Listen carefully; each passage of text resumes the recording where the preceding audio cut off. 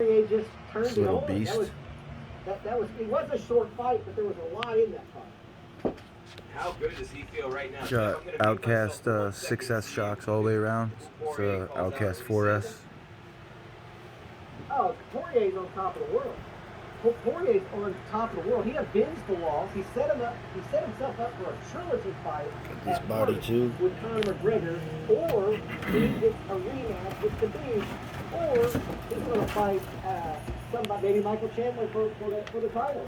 You know, but now Michael Chandler jumped in above Conor McGregor in the lightweight rankings. Creighton body that I painted purple, candy purple. Fits right on there. Yeah, he's talking about Dope. his foundation. He gave props to Connor and said he handled it like a pro, took the loss well, and then they'll have to run it back again. He did say that.